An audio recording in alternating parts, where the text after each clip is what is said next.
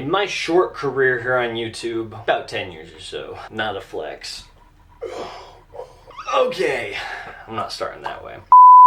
I've started about 7 YouTube channels. Now, all varying degrees, all trying different things, serving different niches, whatever you want to say. But you want to know if any of them really worked out? None of them. Absolutely none of them. And did I quit on every single one of them? Absolutely all of them. Except one. I still have one up and running, and that's the one that you're watching this on right now. It has been an absolute hot mess of ideas and desires and prayers all wrapped up, but it's still here. And I am consistently wanting to plant seeds that can help somebody else. That's all I'm doing here. Each and every single one of those channels all crashed and burned in different ways. You know what got me thinking? You know what, God? I really want to know. Is any of this worth it? I put hours into filming, editing, and all the different things that go into this. Am I wasting my time? And more importantly, am I wasting your time? Because your time is valuable.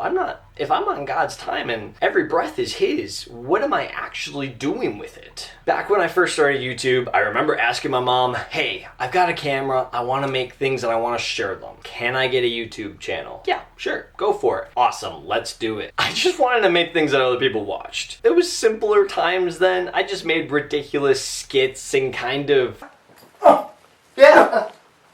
the really overly dramatic short films and music videos that just fanny pack. They're just ridiculous. They're still on YouTube. I might put a link down below if you actually want to go find them. That's where my infamous fanny pack rap is located at. Not that you would know that, and hopefully you didn't, but that was my attempt at viral fame. It didn't work. Oh well. Getting famous really wasn't on my list of things to do. And I'm grateful for that because the likes and the comments and everything, it was just numbers. I didn't care.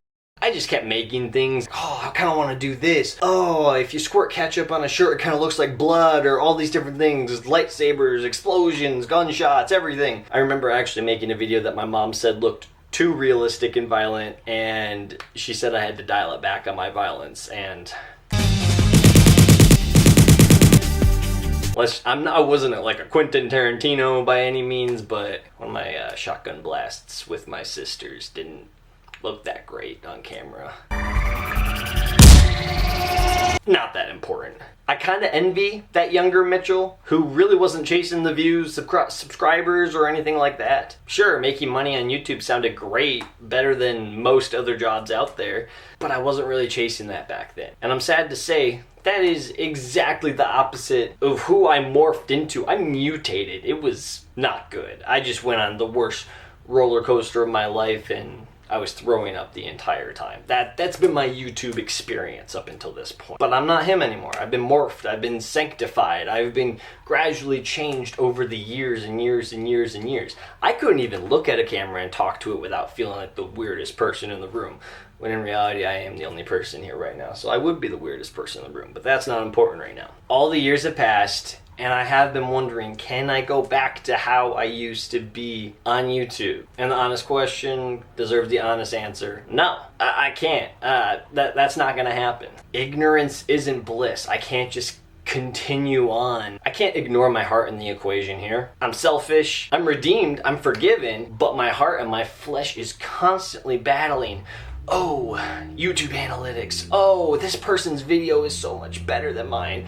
Oh, they have great gear. Oh, this. Oh, that. Oh, that podcast. I wish I could be on that. I constantly think about that. I'd be lying if I didn't. I can't just make things because I like to do it. There's got to be something deeper than that. And that's what we're here to talk about today. We're talking about the soil. We need to look at the soil of what you're doing here on YouTube. You and I, we were created by a creator. We were knit together in our mother's womb. We are fearfully and wonderfully made for this life. Doing what we do, imitating him. That's our design. That's our entire nature. And every little tick and freckle that is placed within our very character and body was placed there intentionally by the author of the grand narrative that you and I are walking out right now in this very second. We, as his image bearers, can worship him creatively here on YouTube. As his image bearers, you and I, we can do exactly what we were designed to do. We're worshipers. We are here to worship him in everything we do, everything we say.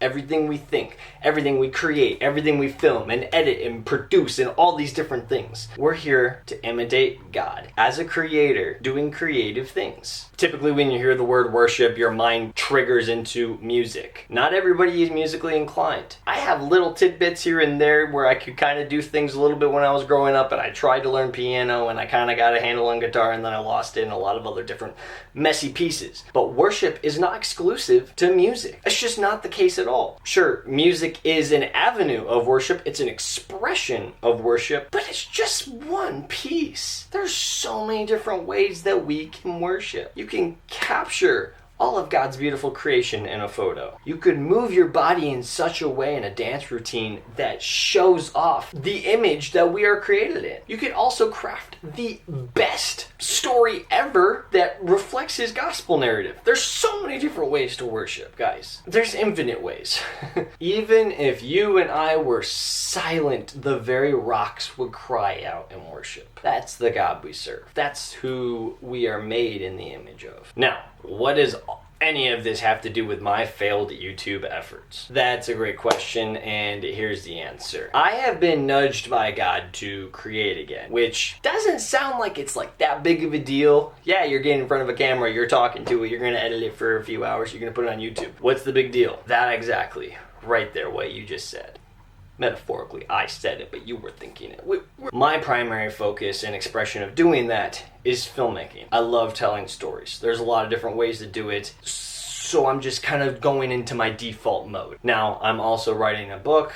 I'm also working on a short film. I'm also got an app that's in development. I kind of just have my hands a little bit in every place. Man, that's a lot of words. But how do I not get sucked into the ever-sucking black hole of content creation, money, fame, and the silver play button and all the different things?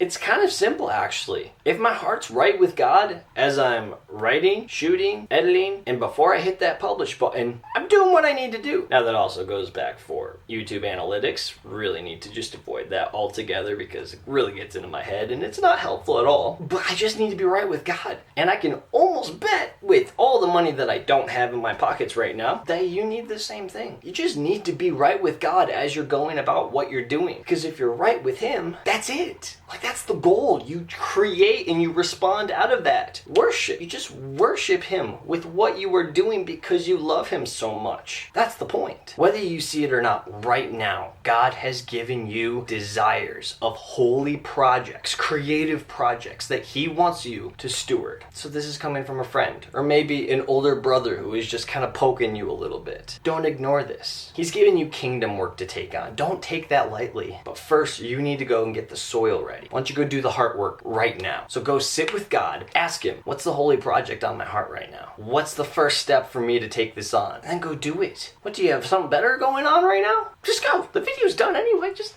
go. You got this.